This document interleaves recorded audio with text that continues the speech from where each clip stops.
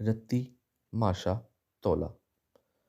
زینت اپنے کالج کی زینت تھی، بڑی زیرک، بڑی ذہین اور بڑے اچھے خد و خال کی صحت مند نوجوان لڑکی۔ جس طبیعت کی وہ مالک تھی، اس کے پیش نظر اس کی ہم جماعت لڑکیوں کو یہ کبھی خیال بھی نہ آیا تھا کہ وہ اتنی مقدار پسند عورت بن جائے گی۔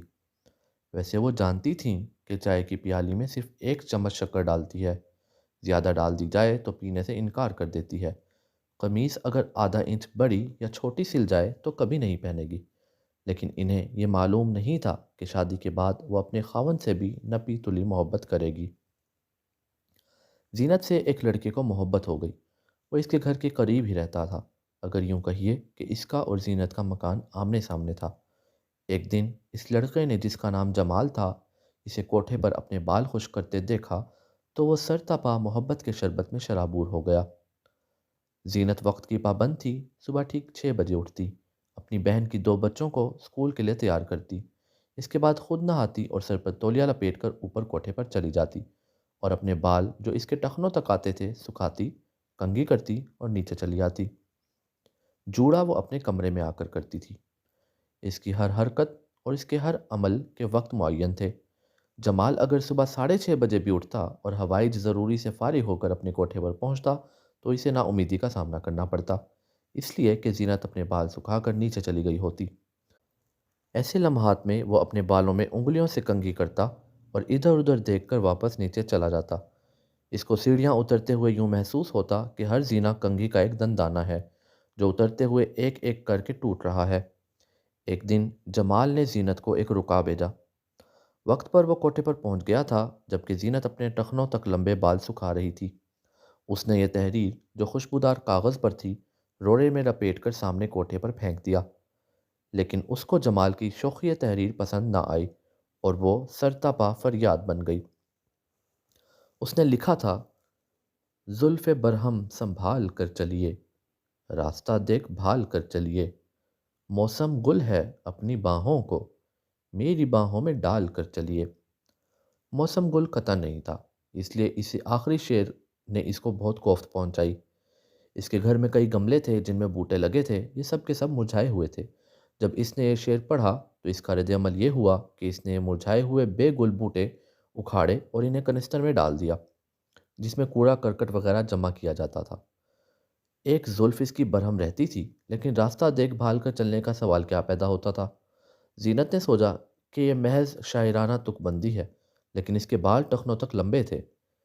اسی دن جب اس کو رکا ملا تو نیچے سیڑھیاں اترتے ہوئے جب اسے ایک زینے پر اپنی ایک بھانجی کے کان سے گری ہوئی سونے کی بالی اٹھانا پڑی تو وہ اس کی سینڈل سے الجھ گئے اور گرتے گرتے بچے۔ چنانچہ اس دن سے اس نے راستہ دیکھ بھال کر چلنا شروع کیا، مگر اس کو باہوں میں باہیں ڈال کر چلنے میں سخت اعتراض تھا۔ وہ اسے زیادتی سمجھتی تھی، اس لیے کہ موسم گل نہیں تھا۔ موسم گل بھی ہوتا تو اس کو سمجھ میں یہ بات نہیں آتی تھی کہ پھولوں سے باہوں کا کیا تعلق ہے۔ اس کے نزدیک باہوں میں باہیں ڈال کر چلنا بڑا عامیانہ بلکہ سوقیانہ فعل تھا۔ چنانچہ جب وہ دوسرے روز صبح 6 بجے اٹھی اور اپنی بھانجیوں کو اسکول جانے کے لیے تیار کرنا چاہا تو اسے معلوم ہوا کہ اتوار ہے۔ اس کے دل و دماغ پر وہ شیر سوار تھے۔ اس نے سوتے وقت تہیا کر لیا تھا کہ وہ بچوں کو تیار کرے گی، اس کے بعد نہائے گی اور اپنے کمرے میں جا کر جمال کا رکا پڑھ کر اسے جی ہی میں کوسے گی۔ مگر اتوار ہونے کے باعث اس کا یہ تہیا درہم برہم ہو گیا۔ اسے وقت سے پہلے غسل کرنا پڑا، حالانکہ وہ اپنی روزمرہ کے اوقات کے معاملے میں بڑی پابند تھی۔ اس نے غسل خانے میں ضرورت سے زیادہ وقت صرف کیا۔ 2 بالٹیوں سے پہلے نہاتی تھی، 2 بالٹیوں سے اب بھی نہائی، لیکن آہستہ آہستہ اس نے نہاتے وقت اپنی باہوں کو دیکھا جو سڈول اور خوبصورت تھیں۔ پھر اسے جمال کی باہوں کا خیال آیا، لیکن اس نے ان کو دیکھا ہی نہیں تھا، قمیص کی آستینوں کے اندر چھپی رہتی تھیں۔ ان کے متعلق وہ کیا رائے قائم کر سکتی تھی؟ بہرحال وہ اپنے گدرائے ہوئے بازو دیکھ کر مطمئن ہو گئی اور جمال کو بھول گئی۔ غسل میں کچھ زیادہ دیر ہو گئی، اس لیے کہ وہ اپنے حسن و جمال کے متعلق اندازہ کرنے بیٹھ گئی تھی۔ اس نے کافی دیر غور کرنے پر یہ نتیجہ نکالا کہ وہ زیادہ حسین تو نہیں، لیکن قبول صورت اور جوان ضرور ہے۔ جوان وہ بلا شبہ تھی، وہ چھوٹی مختصر سی ریشمی چیز جو اس نے اپنے بدن سے اتار کر لکس صابن کی ہوائیوں میں دھوئی تھی اس کے سامنے ٹنگی تھی۔ یہ گیلی ہونے کے باوجود بہت سی چغلیاں کھا رہی تھی۔ اس کے بعد روڑے میں لپٹا ہوا ایک اور خط آیا۔ اس میں بے شمار اشعار تھے۔ شعروں سے اسے نفرت تھی، اس لیے کہ وہ انہیں محبت کا عامیانہ ذریعہ اظہار سمجھتی تھی۔ خط آتے رہے، زینت وصول کرتی رہی، لیکن اس نے کوئی جواب نہ دیا۔ وہ محبت کے شدید جذبے کی قائل نہیں تھی۔ اس کو جمال پسند تھا، اس لیے کہ وہ خوش شکل اور صحت مند جوان تھا۔ اس کے متعلق وہ لوگوں سے یہ بھی سن چکی تھی کہ وہ بڑے اچھے خاندان کا لڑکا ہے، شریف ہے، اس کو اور کسی لڑکی سے کوئی واسطہ نہیں رہا۔ غالباً یہی وجہ تھی۔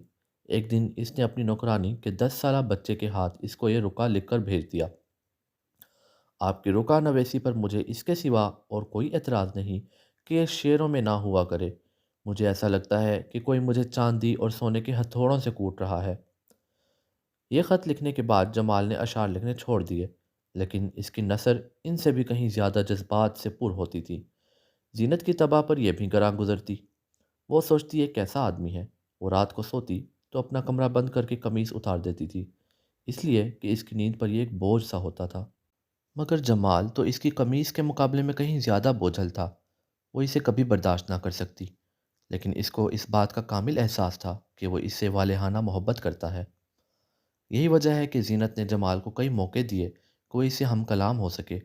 وہ اسے جب پہلی بار ملا تو کانپ رہا تھا۔ کانپتے کانپتے اور ڈرتے ڈرتے اس نے ایک ناول بغیر عنوان کے اپنی جیب سے نکالا اور زینت کو پیش کیا: اسے پڑھیے۔ میں میں اس سے آگے وہ کچھ نہ کہہ سکا۔ وہ کانپتا لرزتا زینت کے گھر سے نکل گیا۔ زینت کو بڑا ترس آیا، لیکن اس نے سوچا کہ اچھا ہوا، اس لیے کہ اس کے پاس زیادہ وقت تخلیے کے لیے نہیں تھا۔ اس کے ابا ٹھیک 7:30 بجے آنے والے تھے اور جمال 7:15 بجے چل دیا تھا۔ اس کے بعد جمال نے ملاقات کی درخواست کی تو زینت نے اسے کہہ بھیجا کہ وہ اسے پلازا میں شام کا پہلا شو شروع ہونے سے 10 منٹ پہلے مل سکے گی۔ زینت وہاں 15 منٹ پہلے پہنچی۔ جو سہیلی اس کے ساتھ تھی اس کو کسی بہانے ادھر ادھر کر دیا۔ 10 منٹ اس نے باہر گیٹ کے پاس جمال کا انتظار کیا۔ جب وہ نہ آیا تو کسی تقدر کے بغیر وہاں سے ہٹی اور اپنی سہیلی کو تلاش کر کے اندر سینما میں چلی گئی۔ جمال اس وقت پہنچا جب وہ فرسٹ کلاس میں داخل ہو رہی تھی۔ زینت نے اسے دیکھا، اس کے ملتجی چہرے اور اس کی معافی کی خواستگار آنکھوں کو، مگر اس نے اس کو گیٹ کیپر کی بھی حیثیت نہ دی اور اندر داخل ہو گئی۔ شو چونکہ شروع ہو چکا تھا، اس لیے اس نے اتنی نوازش کی کہ جمال کی طرف دیکھ کر گیٹ کیپر سے کہا: معاف کیجیے گا، ہم لیٹ ہو گئے۔ جمال شو ختم ہونے تک باہر کھڑا رہا۔ جب لوگوں کا ہجوم سینما کی بلڈنگ نے اگلا تو اس نے زینت کو دیکھا۔ آگے بڑھ کر اس سے بات کرنا چاہی، مگر اس نے اس کے ساتھ بالکل اجنبیوں کا سلوک کیا، چنانچہ اسے مایوس گھر لوٹنا پڑا۔ اس کو اس بات کا شدید احساس تھا کہ بال بنوانے اور نہا دھو کر کپڑے پہننے میں اسے دیر ہو گئی تھی۔ اس نے رات کو بڑی سوچ بچار کے بعد ایک خط لکھا جو معذرت نامہ تھا اور زینت کو پہنچا دیا۔ یہ خط پڑھ کر جب وہ مقررہ وقت پر کوٹھے پر آئی اور جمال نے اس کے تیوروں سے محسوس کیا کہ اسے بخش دیا گیا تھا، اس کے بعد خط و کتابت کا سلسلہ جاری رہا۔ زینت کو جمال سے یہ شکایت رہتی کہ وہ خط بہت لمبے لکھتا ہے، جو ضرورت سے زیادہ جذبات پر ہوتے ہیں۔ وہ اختصار کی قائل تھی۔ محبت اس کو بھی جمال سے ہو چکی تھی، مگر وہ اس کے اظہار میں اپنی طبیعت کے موافق کفایت برتتی تھی۔ آخر ایک دن ایسا آیا کہ زینت شادی پر آمادہ ہو گئی، مگر ادھر ادھر دونوں کے والدین رضامند نہیں ہوتے تھے۔ بہرحال بڑی مشکلوں کے بعد یہ مرحلہ طے ہوا اور جمال کے گھر زینت دلہن بن کر پہنچ گئی۔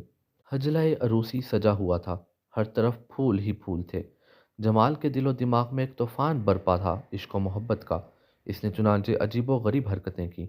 زینت کو سر سے پاؤں تک اپنے ہونٹوں کی سجدہ گاہ بنا ڈالا۔ زینت کو جذبات کا یہ بے پناہ بہاؤ پسند نہ آیا۔ وہ اکتا گئی۔ ٹھیک 10 بجے سو جانے کی عادی تھی۔ اس نے جمال کے تمام جذبات ایک طرف جھٹک دیے اور سو گئی۔ جمال نے ساری رات جاگ کر کاٹی۔ زینت حسب معمول صبح 6 بجے اٹھی اور غسل خانے میں چلی گئی۔ باہر نکلی تو اپنے ٹخنوں تک لمبے بالوں کا بڑی چابک دستی سے جوڑا بنانے میں مصروف ہو گئی۔ اس دوران میں وہ صرف ایک مرتبہ جمال سے مخاطب ہوئی اور کہا: ڈارلنگ، مجھے بڑا افسوس ہے۔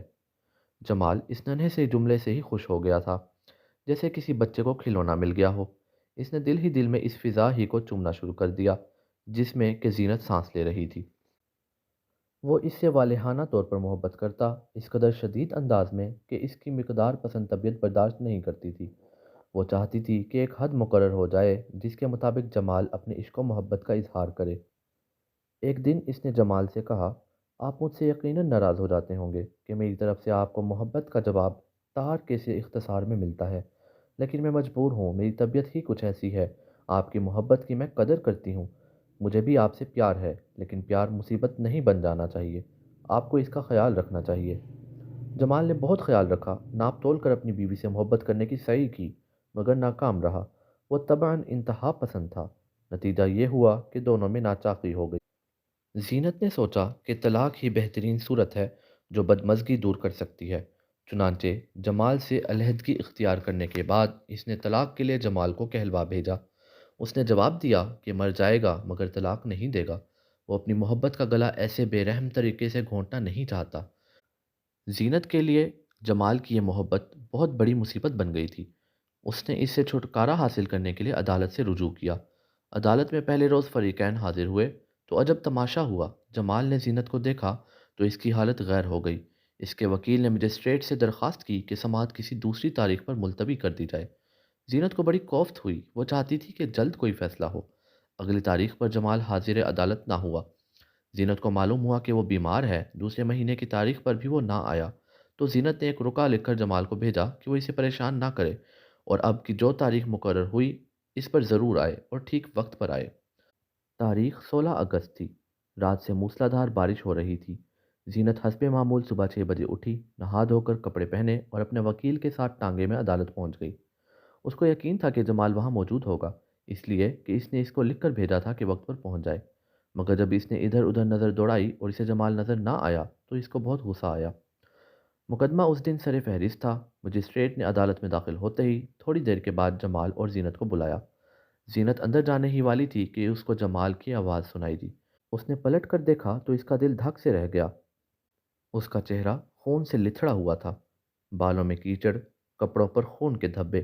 لڑکھڑاتا ہوا وہ اس کے پاس آیا اور معذرت بھرے لہجے میں کہا، مجھے افسوس ہے کہ میری موٹر سائیکل پھسل گئی اور میں… جمال کے ماتھے پر گہرا زخم تھا جس سے خون نکل رہا تھا۔ زینت نے اپنا دوپٹہ پھاڑ کر اور پٹی بنا کر اس پر باندھ دی اور جمال نے جذبات سے مغلوب ہو کر وہیں عدالت کے باہر جہاں سینکڑوں آدمی موجود تھے زینت کا منہ چوم لیا۔ اس نے کوئی اعتراض نہ کیا بلکہ اپنے وکیل سے کہا کہ وہ طلاق لینا نہیں چاہتی، مقدمہ واپس لے لیا جائے۔ جمال 10 دن ہسپتال میں رہا۔ اس دوران میں زینت اس کی بڑی محبت سے تیمارداری کرتی رہی۔ آخری دن جب جمال مشین پر اپنا وزن دیکھ رہا تھا تو اس نے زینت سے دبی زبان میں پوچھا، میں اب تم سے محبت کر سکتا ہوں؟ زینت مسکرائی، 1 من۔ جمال نے وزن کرنے والی مشین کی سوئی دیکھی اور زینت سے کہا، مگر میرا وزن تو 1 من 30 سیر ہے، میں یہ فالتو 30 سیر کہاں غائب کروں؟ زینت ہنسنے لگی۔